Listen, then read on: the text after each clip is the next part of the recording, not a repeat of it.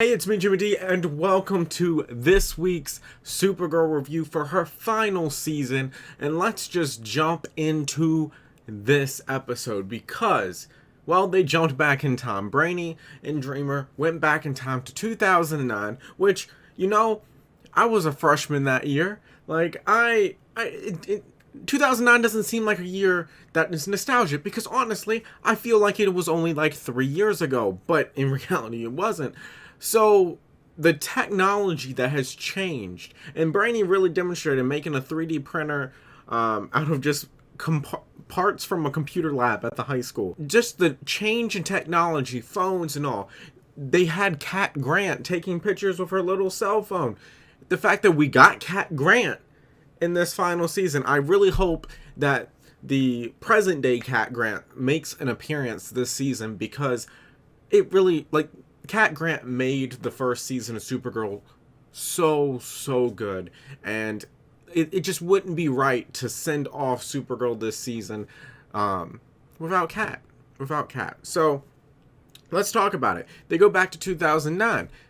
Even Brainy's like, we can't do Back to the Future, so Alex, you're staying in the present. It's just going to be me and Dreamer, and we're going to do this. So they go back. Things have changed because of Crisis. I do really love that. I love the effects of Crisis being shown in these shows. It's important. I love when the crossovers really play a big role, and because it is Crisis, it needs to. It needs to. So you have Kenny alive, which is nice to see. It's nice to see. Part of the flashback episode we had in a previous season with Kenny and all, I really enjoyed his character. I really wanted to see more of Kara's younger life, and that's what we're getting this episode and next. I came into this episode not knowing it was a two-parter, and I'm really pleasantly surprised seeing that it is. You have aliens that were captured a few days after where Brainy and them go back in time by the DEO, but because Dreamer makes a phone call, which I don't quite understand in a way. Dreamer calls her mom but doesn't actually talk to her, so I really don't know how that changed this space-time continuum, but it did.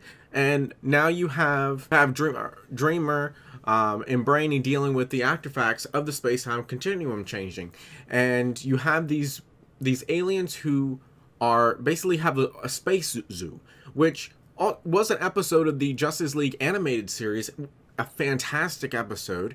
I highly recommend that show if you have not seen it, but that was a fantastic episode, and the fact that they brought on a version of that into this flashback episode is really unique and adds a twist, because I was very curious of how they were going to have some excitement, some really interesting things go on if Kara was just going to punch an asteroid or a meteor as it came to that town. Like that was where I was questioning things, but it's good to see that they've added the story. Again, the writing, the score, the acting, the younger versions of Kara and Alex that they have, like, they were amazing before in the previous season, but this episode, like, they look so well, like, so close to actual Melissa Benoist and all. Like, they look really good as younger versions of Kara and Alex, like, hands down. And it's exciting to see Kara learning her ways, being excited that she can fly. The whole sequence between Dreamer and Kara in the bedroom, kind of doing like this slumber party, like, what's your powers? Let's see what you can do and all. Like, it's just wholesome and really enjoyable. And the writing, again, is so well done. I feel like we did take a step back from the story at hand during this season, by this being a two-parter, but ultimately it depends on how next week goes, whether or not I feel like this was the best decision of making a two-parter. I'm enjoying it, but I really want present day Lena, present day Kara and all. I want to see that because this is the final season, like I said. It'll be interesting to see. So overall, I give this episode an 8.5, but this is not just me. You guys, join the conversation with the community down in the comments below. And if you want to go further than that, join our Discord. Link to that is in the description. And just let me know what you thought of the episode. What was your favorite part? What do you think they could change to make it better?